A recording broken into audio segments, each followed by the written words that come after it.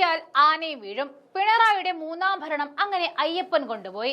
ഇല്ലാത്ത വികസനത്തിന്റെ പൊലിമ പറഞ്ഞ സർക്കാർ അയ്യപ്പന്റെ സ്വർണ്ണപ്പൊലിമയിൽ വീണുപോയി. തിളക്കം മങ്ങിയ സ്വർണ്ണപ്പാളികൾക്ക് മുന്നിൽ മന്ത്രിയും മുഖ്യമന്ത്രിയും മൂക്കുകുത്തി വീണു. ഇത് ചുമ്മാതെ വിടാൻ കോൺഗ്രസ് ഒരുക്കമേയല്ല. തുടർച്ചയായ 4 ദിവസങ്ങളിൽ ബാനർ ഉയർത്തി നടുത്തളത്തിലിറങ്ങി വാച്ച് ആൻഡ് വാർഡിനെ വരെ കയ്യൂക്ക് കൊണ്ട് നേരിട്ടുകൊണ്ടാണ് കോൺഗ്രസ് സഭയിൽ പ്രതിഷേധിക്കുന്നത്. ഇവിടെ ഈ വിഷയത്തിൽ പഴയ സമരമുറ പുറത്തെടുക്കാനാണ് കോൺഗ്രസ് തീരുമാനം. അയ്യപ്പന്റെ സ്വർണ്ണപ്പാളി ചെമ്പാക്കി മാറ്റിയ ദേവസ്വം ബോർഡിന്റെ ജാലവിദ്യ സർക്കാരിനെ പ്രതിരോധത്തിലാക്കിയിരിക്കവേ 2018 സമരമുറ തന്നെ പുറത്തെടുക്കുവാനാണ് കോൺഗ്രസ് തീരുമാനം. സംസ്ഥാനത്തിന്റെ വിവിധ ഭാഗങ്ങളിൽ നിന്നും പ്രധാന നേതാക്കളുടെ നേതൃത്വത്തിൽ 4 മേഖലാ ജാഥകൾ നടത്തുവാനാണ് രാഷ്ട്രീയ കാര്യസമിതിയിലെ ധാരണ. ജാഥകളുടെ തീയതിയും ജാഥ ക്യാപ്റ്റന്മാരെയും നേതൃത്വം തീരുമാനിക്കും. യുവതി പ്രവേശന വിധിയുമായി ബന്ധപ്പെട്ട ആചാര ലംഘന സമരം നടത്തിയ ഘട്ടത്തിലും കോൺഗ്രസ് 5 മേഖലാ ജാഥകൾ നടത്തിയിരുന്നു. സ്വർണ്ണപ്പാളി വിവാദത്തിൽ CBI അന്വേഷണം ആവശ്യപ്പെട്ട കോൺഗ്രസിന്റെ സംസ്ഥാന വ്യാപക പ്രതിഷേധത്തിന് പത്തനംതിട്ടയിൽ തുടക്കമാവുകയും ചെയ്യും. വൈകിട്ട് 4-ന് AICC ജനറൽ സെക്രട്ടറിയായ KC വേണുഗോപാലാണ് വിശ്വാസ സംഗമം ഉദ്ഘാടനം ചെയ്യുക.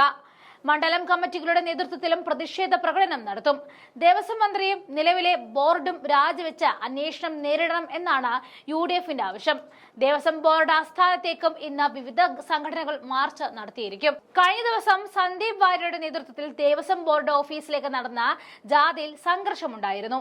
സന്ദീപ് വാര്യർ ഉൾപ്പെടെയുള്ള നേതാക്കന്മാർക്ക് പരിക്കേൽക്കുകയും അവരെ പോലീസ് അറസ്റ്റ് ചെയ്ത് ജയിലിലാക്കുകയും ചെയ്തിരിക്കുകയാണ്.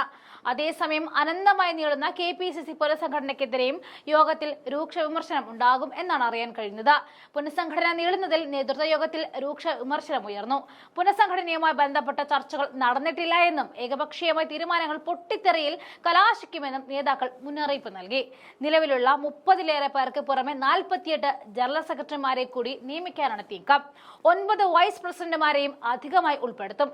ഇക്കാര്യം നേതൃത്വം അറിയിച്ചു കഴിഞ്ഞു. അതേസമയം തദ്ദേശ തെരഞ്ഞെടുപ്പ് പ്രവർത്തനങ്ങൾക്ക് മേൽനോട്ടം വഹിക്കാൻ കൂടി സെക്രട്ടറിമാരെ നിയമിക്കണമെന്ന് പൊതുവികാരം ഉയർന്നിരിക്കുകയാണ്. ഇതോടെ പുനഃസംഘടന വിപുലമാക്കുവാനും സർക്കാരിനെതിരെ ജാഥ അതിഗംഭീരമാക്കാനുമുള്ള തയ്യാറെടുപ്പിലാണ് കോൺഗ്രസ് ഉള്ളത്.